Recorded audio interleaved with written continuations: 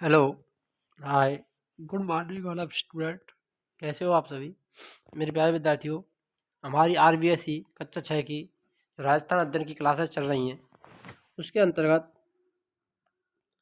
आपके लिए आज अध्याय 9 लेकर के आए हैं, जिसमें आपके लिए संपूर्ण इम्पोर्टेंट क्वेश्चनों को कवर किया गया है, जो आपके लिए REET first grade second grade और कॉम्पिटिशन एग्जाम के लिए इम्पोर्टेंट होने वाले हैं, जिनको व्याख्या सहित आपको कवर कराया जाएगा। तो यहाँ पर देखिए, अध्याय 9 राजस्थान में आधारभूत सेवाएं। ये राजस्थान में आधारभूत सेवाएं कौन कौन सी प्रदान की गई हैं, उन सभी के बारे में यहाँ पर बताया गया है।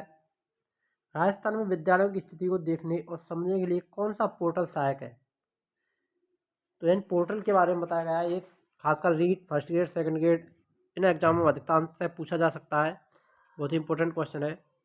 जन सूचना पोर्टल, शाला दर्पण पोर्टल, चिरंजीवी पोर्टल, ज्ञान संकल्प पोर्टल। तो यहाँ पर राइट आंसर कौन सा होगा मेरे प्यारे विद्यार्थियों, जल्दी से जल्दी कमेंट में आंसर दीजिए। राजस्थान में विद्यालयों की स्थिति को देखने और समझने के लिए कौन सा पोर्टल सबसे सहायक है, तो वो है यहाँ पर दूसरा वाला ऑप्शन, शाला दर्पण पोर्टल। सेकंड ऑप्शन यहाँ पर राइट हो जाएगा। ज्ञान संकल्प पोर्टल की बात करें तो ये 5 अगस्त 2007 में प्रारंभ किया गया था। प्रारंभ 2007 में, सॉरी 2007 में नहीं, 17 में किया गया था। ज्ञान संकल्प पोर्टल का शुभारंभ 5 अगस्त 2017 को किया गया था, जिसका राजस्थान के स्कूलों का विकास करने के लिए इसकी शुरुआत हुई थी।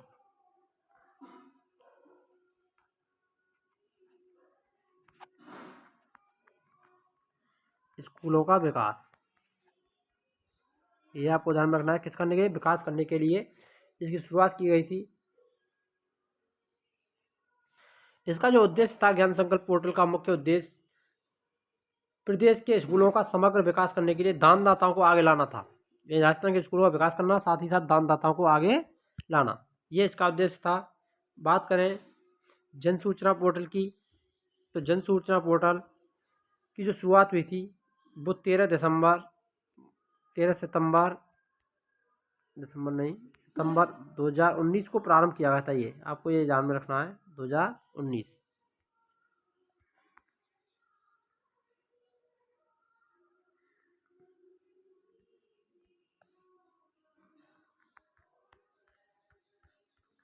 मुख्यमंत्री अशोक गहलोत के समय इसको प्रारंभ किया गया था, जन सूचना पोर्टल को लॉन्च किया गया था। ये जन सूचना जो पोर्टल है वो एक वेब पोर्टल है। कैसा है? Web portal.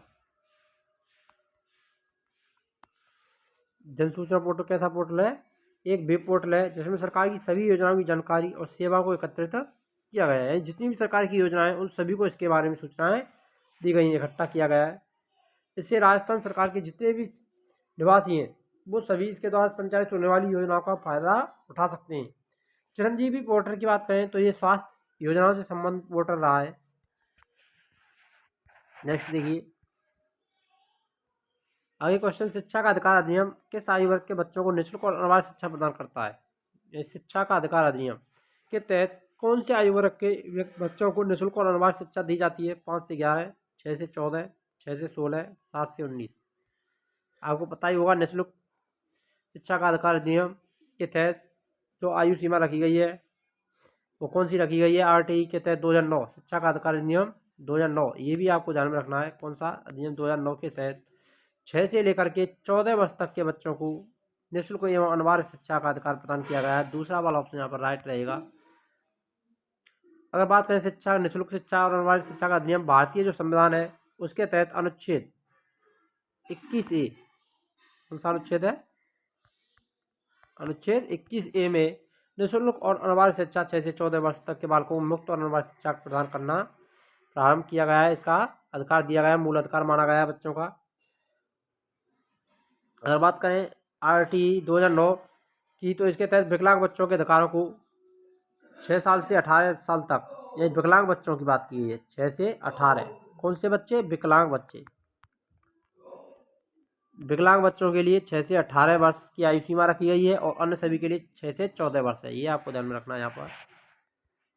नेक्स्ट क्वेश्चन, बालिकाओं को प्रोत्साहन देने हेतु राजस्थान सरकार के पुरस्कार हैं, यानी राजस्थान सरकार कौन से पुरस्कार प्रदान करती है? गार्गी पुरस्कार, 8वीं 10वीं और 12वीं की जो छात्राएं होती हैं जो 75% से अधिक अंक लेकर के आती हैं उन सभी के लिए यहाँ पर गार्गी पुरस्कार की योजना है। इंदिरा प्रियदर्शनी योजना और गार्गी पुरस्कार दोनों, इनमें से कोई नहीं। तो देखिए यहाँ पर जल्दी से जल्दी कमेंट कीजिए मेरे प्यारे विद्यार्थियों। बालिकाओं को प्रोत्साहन देने हेतु राजस्थान सरकार द्वारा पुरस्कार प्रदान किए जाते हैं। तो यहाँ पर इंदिरा प्रियदर्शनी और गार्गी पुरस्कार दोनों ही है। तीसरा वाला ऑप्शन यहाँ पर राइट रहेगा। इंदिरा गांधी प्रियदर्शनी योजना कक्षा 8, 10 और 12 की परीक्षाओं में हर जिले में प्रथम स्थान प्राप्त करने वाली तथा संस्कृत विभाग की 8वीं प्रवेशिका वरिष्ठ उपाध्याय की बोर्ड परीक्षा में राज्य स्तर पर प्रथम स्थान प्राप्त करने वाली बालिकाओं को इंदिरा गांधी के जन्म दिवस 19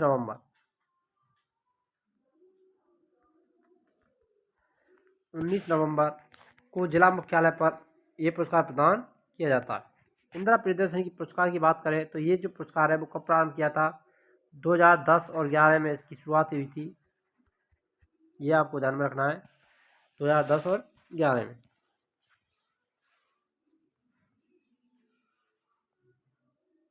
इंदिरा प्रियदर्शनी पुरस्कार के तहत ही बात करें तो 8वीं और 10वीं की जो कक्षा है तो 8वीं कक्षा के लिए 40,000, 10वीं के जो छात्र हैं उनके लिए 75,000 और 12वीं के लिए 1,00,000 रुपये की इनामी राशि रखी गई है।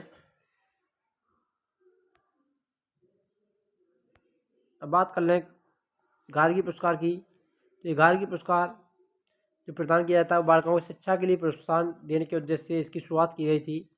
ये 10वीं और 12वीं में 75% अंक, कितने प्रतिशत? 75% या से अधिक अंक लाने वाली बालिकाओं को 3,000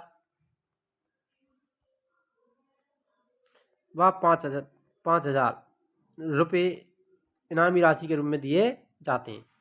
3,000 10वीं के लिए और 5,000 12वीं छात्रों के लिए। नेक्स्ट क्वेश्चन, 2011 की जनगणना के अनुसार राजस्थान का कुल साक्षरता परसेंट 66.11, 80.76, 89.2, 52.12 है। कुल साक्षरता पूछी गई है तो राजस्थान की कुल साक्षरता कितनी है? तो वो है मेरे प्यारे साथियों 66.11%। पहला वाला ऑप्शन यहाँ पर राइट रहेगा। नेक्स्ट देखिए, किसी भी राज्य के विकास हेतु आवश्यक आधारभूत योजनाएं चिकित्सा होती है, परिवहन होता है, शिक्षा एवं स्वास्थ्य होता है, तो उपयुक्त सभी यहाँ पर राइट हो जाएगा क्योंकि ये सभी किसी राज्य के विकास के लिए आवश्यक आधारभूत सेवाएं हैं। तो चौथा वाला ऑप्शन यहाँ पर सही रहेगा। यदि आपने वीडियो को लाइक नहीं किया तो वीडियो को लाइक अवश्य करें और चैनल पर नए हैं तो चैनल को सब्सक्राइब अवश्य करें और अधिक से शेयर करें ताकि प्रत्येक विद्यार्थी हमारी 10 बजे वाली क्लास है उससे जुड़ सके और उसका निःशुल्क मॉक टेस्ट सीरीज जो चल रही है मॉडल टेस्ट पेपर उसका फ़ायदा उठा सकें और अपनी तैयारी को बेहतर बना सकें। देखिए आगामी क्वेश्चन 2011 की जनगणना अनुसार राजस्थान की पुरुष और महिला साक्षरता परसेंट, यानी कुल साक्षरता पढ़ी थी हमने 66.11। अब यहाँ पर महिला और पुरुषों की दोनों की अलग अलग बताना है। 79.19 व 52.12, 58.11%, 66.11%, 55.11% या 65.11%, 69.15% या 60.20%। तो पुरुष साक्षरता राजस्थान की कितनी है? वो 79.19% है और महिला साक्षरता 52.12% है। तो पहला वाला ऑप्शन यहाँ पर राइट हो जाएगा। और राजस्थान की ग्रामीण साक्षरता की बात करें, ग्रामीण साक्षरता दर तो वो कितनी है? 61.44% है। ये भी आपको यहाँ पर ध्यान में रखना है। नेक्स्ट देखिए,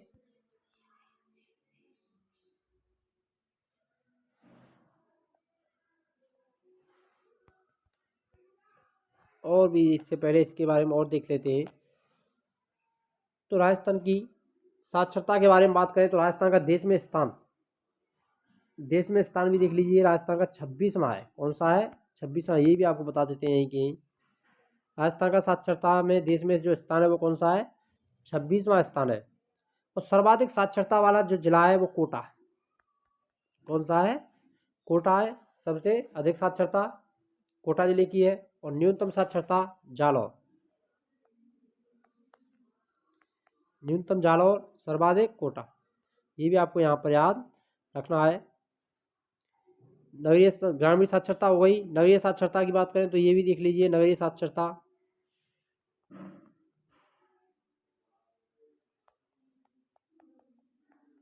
नगरीय साक्षरता दर है 79.7%, 79.7%, जो कि हमारी पुरुष साक्षरता है कुल पुरुष साक्षरता के बराबर है।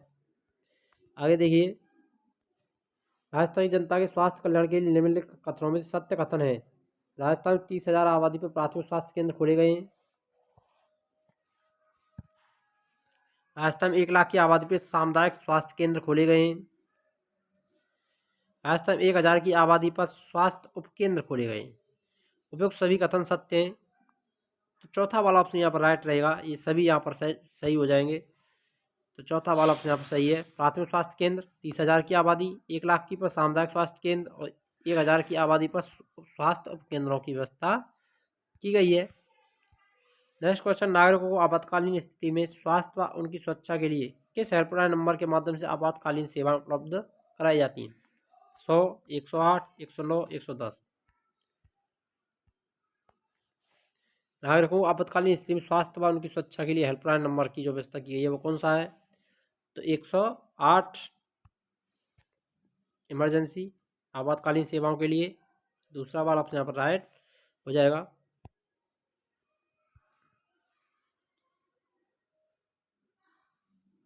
सौ की बात करें तो पुलिस हेल्पलाइन नंबर है, ये भी आपको ध्यान में रखना है। आगे देखिए, डाक विभाग के माध्यम से सूचना प्रेषित करने के लिए पारंपरिक साधन है अंतर्देशीय पत्र, लिफाफे, पोस्ट कार्ड, उपयुक्त सभी। तो डाक विभाग द्वारा सूचना प्रेषित करने के पारंपरिक साधनों के अंतर्गत अंतर्देशीय पत्र भी आते हैं, लिफाफे भी आते हैं और पोस्ट कार्ड भी आते हैं। तो उपयुक्त सभी चौथा वाला ऑप्शन यहाँ पर राइट हो जाएगा। विशेष चिकित्सा सुविधाओं हेतु आयुर्विज्ञान महाविद्यालयों की स्थापना निम्न में से किन जिलों में की गई? कोटा, उदयपुर, अजमेर, बीकानेर, जयपुर, जोधपुर या उपयुक्त सभी। आयुर्विज्ञान महाविद्यालयों की स्थापना निम्न से कहाँ पर की गई है? तो देखिए मेरे प्यारे विद्यार्थियों, यहाँ पर जो राइट आंसर रहेगा कोटा, उदयपुर, अजमेर, बीकानेर, जयपुर, जोधपुर ये सभी हो जाएगा। चौथा वाला ऑप्शन यहाँ पर सही रहेगा। बेटी पढ़ाई व शादी के लिए डाक विभाग के पास कौन सी योजना में खाता खुलवाया जाता है? पालनहार योजना, बेटी बचाओ बेटी पढ़ाओ योजना, मुख्यमंत्री राष्ट्रीय योजना, सुकन्या समृद्धि योजना। कौन सी योजना है यहाँ पर जल्दी से जल्दी कमेंट कीजिए। डाक विभाग में खाता खुलाने के लिए, बेटी की पढ़ाई और शादी के लिए, तो वो हो जाएगा यहाँ पर राइट आंसर सुकन्या समृद्धि योजना। चौथा वाला ऑप्शन यहाँ पर सही हो जाएगा। इसकी शुरुआत की बात करें तो 2 दिसंबर 2014 में प्रारंभ की गई थी सुकन्या समृद्धि योजना। इसके तहत बेटी के खाते में बेटी के नाम पर एक साल में 1,000 रुपये से 1,000 से लगभग 1.5 लाख रुपये तक की राशि जमा करवाई जा सकती है। यानी 1,000 रुपये मिनिमम डिपॉजिट साल में और अधिकतम 1.5 लाख रुपये तक की राशि जमा कराई जाती है। देश के सभी बैंक निम्न से किस नियमों के अधीन कार्य करते हैं? ICICI बैंक के, रिजर्व बैंक ऑफ इंडिया के, SBI के, CIB के। देश के सभी बैंक किसके अधीन होते हैं? तो रिजर्व बैंक ऑफ इंडिया के नियमों के अधीन कार्य करते हैं। दूसरा वाला ऑप्शन यहाँ पर सही हो जाएगा। अगर भारतीय रिजर्व बैंक की बात करें तो इसकी स्थापना 1934 के अधिनियम, भारतीय रिजर्व बैंक ऑफ अधिनियम 1934, कौन सा अधिनियम था? 1934 का अधिनियम था। उसके तहत 1 अप्रैल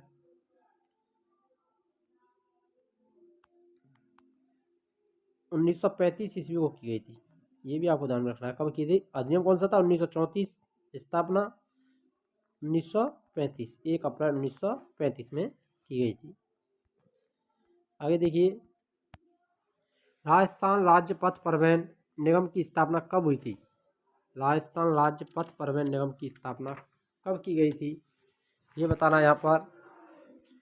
1 अक्टूबर 1964, 1 जुलाई 1959, 1 नवंबर 1969, 1 दिसंबर 1964। तो कब की गई थी? जल्दी से जल्दी कमेंट में आंसर दीजिए मेरे प्यारे विद्यार्थियों। राजस्थान राज्य पथ परिवहन निगम की स्थापना जो की गई थी वो 1 अक्टूबर 1964 को की गई थी। पहला वाला ऑप्शन यहाँ पर सही हो जाएगा। सड़क परिवहन अधिनियम 1950 के तहत राजस्थान राज्य सड़क परिवहन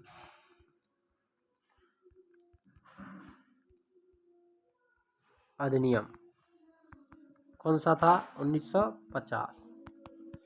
इसके तहत इसकी स्थापना की गई थी। राजस्थान राज्य सड़क परिवहन का जो मुख्यालय है वो कहाँ पर है? जयपुर।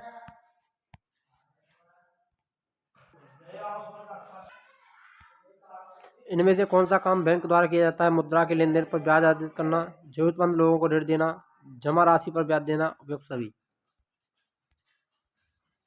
तो इनमें से बैंक द्वारा कार्य किए जाते हैं, कौन कौन से कार्य किए जाते हैं? तो उपयुक्त सभी यहाँ पर सही हो जाएगा। चौथा ऑप्शन, मुद्रा के लेन देन पर ब्याज अर्जित करना, जरूरतमंद लोगों को ऋण प्रदान करना, जमा राशि पर ब्याज देना। चौथा वाला ऑप्शन यहाँ पर सही रहेगा। बैंक अपने ग्राहकों को लॉकर की सुविधा भी उपलब्ध कराता है। निम्नलिखित में कौन सा कथन सत्य है? राजस्थान सड़कों की सर्वाधिक लंबाई जोधपुर और न्यूनतम लंबाई धौलपुर में है। NH-15 राजस्थान का सबसे लंबा राष्ट्रीय राजमार्ग है। NH-71 भी राजस्थान का सबसे छोटा राष्ट्रीय राजमार्ग है। उपयुक्त सभी। जल्दी से जल्दी कमेंट कीजिए यहाँ पर राइट आंसर कौन सा रहेगा मेरे प्यारे विद्यार्थियों। सत्य कथन बताना है। तो राजस्थान सर्वाधिक सड़कों की लंबाई जोधपुर, न्यूनतम लंबाई धौलपुर, ये भी सही है। NH-15 राजस्थान का सबसे लंबा राष्ट्रीय राजमार्ग, ये सही है। 71 भी सबसे छोटा राजमार्ग है। तो चौथा वाला ऑप्शन सही हो जाएगा। उपयुक्त सभी। राजस्थान रेल मंडलों की संख्या कितनी है? 5, 7, 8, 6। राजस्थान में रेलवे मंडलों की संख्या कितनी है? जल्दी से जल्दी कमेंट कीजिए। तो राजस्थान में रेल मंडलों की जो संख्या है वो 5 है। पहला वाला ऑप्शन यहाँ पर सही हो जाएगा। और रेलवे जोनों की बात करें तो राजस्थान में रेलवे जोन कितने हैं? तो 2 रेलवे जोन है। कितने? 2 रेलवे जोन है। ये आपको ध्यान में रखना है। रेलवे जोन कितने? 2। एक उत्तर पश्चिम रेलवे, पश्चिम मध्य रेलवे, ये 2 रेलवे जोन है राजस्थान में। ये आपको ध्यान में रखना है। और 5 रेल मंडल हैं। रेल मंडल कितने? 5, जिनमें जयपुर,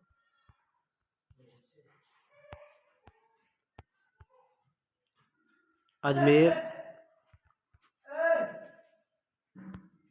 बीकानेर, जोधपुर और कोटा, ये 5 रेल मंडल हैं। नेक्स्ट क्वेश्चन, उत्तर पश्चिम रेलवे का मुख्यालय कहाँ पर स्थित है? जयपुर, जोधपुर, अजमेर, उदयपुर। तो पहला वाला ऑप्शन यहाँ पर राइट हो जाएगा। उत्तर पश्चिम रेलवे का मुख्यालय जयपुर जिले में स्थित है। पहला वाला ऑप्शन यहाँ पर सही हो जाएगा। जिसमें 4 बात करें तो ये राजस्थान में स्थित उत्तर पश्चिम रेलवे का मुख्यालय जयपुर। नेक्स्ट क्वेश्चन, भारत में पहली रेलगाड़ी 1874 में कहाँ से कहाँ तक चलाई गई थी? आगरा फोर्ट से बांदीकुई, मुंबई से ठाणे, आगरा से जयपुर, जयपुर से आगरा फोर्ट। राजस्थान की में पहली गाड़ी, भारत में पहली गाड़ी कब चलाई गई थी और कहाँ से कहाँ तक चलाई गई थी? 1874 में आगरा फोर्ट से बांदीकुई। पहला वाला ऑप्शन यहाँ पर सही रहेगा। राजस्थान का एकमात्र अंतर्राष्ट्रीय हवाई अड्डा सांगानेर, रातानाड़ा, डबोक, किशनगढ़। तो राजस्थान का अंतर्राष्ट्रीय हवाई अड्डा वो कौन सा? सांगानेर हवाई अड्डा, जयपुर। ध्यान में रखना, सांगानेर हवाई अड्डा कहाँ पर स्थित है? जयपुर में, जो कि अंतर्राष्ट्रीय हवाई अड्डा है। रातानाड़ा जोधपुर में स्थित है। डबोक हवाई अड्डा उदयपुर। किशनगढ़ हवाई अड्डे की बात करें तो किशनगढ़ जो नवीनतम जिला बनाया गया है उसमें, वैसे अजमेर। इस किताब के अनुसार RBSE किताब के आधार पर अजमेर रहेगा, लेकिन नवीनतम जिला किशनगढ़ बनाया है तो किशनगढ़ में रहेगा। राजस्थान के उस हवाई अड्डे की पहचान करें जो भारतीय वायुसेना के अधीन आता है। बीकानेर, फलौदी, रातानाड़ा, उपयुक्त सभी। तो भारतीय वायुसेना के अधीन आने वाले हवाई अड्डे ये उपयुक्त सभी हैं। चौथा ऑप्शन सही हो जाएगा, बीकानेर, फलौदी, रातानाड़ा। फलौदी को नवीनतम जिला बनाया है तो फलौदी में हो जाएगा। रातानाड़ा जोधपुर में हो जाएगा। बीकानेर हवाई अड्डा बीकानेर।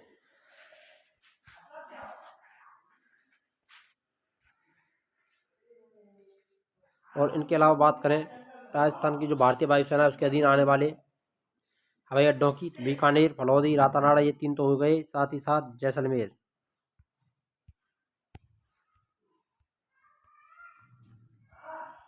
जैसलमेर हवाई अड्डा, सूरतगढ़ हवाई अड्डा,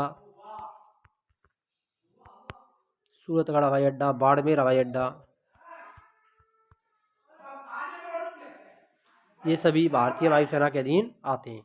ये 6 हैं, जो 6 के 6 जो भी 6 हैं, ये सभी भारतीय वायुसेना के अधीन हवाई अड्डे हैं। अगर वीडियो अच्छी लगी तो वीडियो को लाइक करें, शेयर करें और कमेंट करें। मिलते हैं नेक्स्ट वीडियो में, तब तक के लिए जय हिंद, राधे राधे।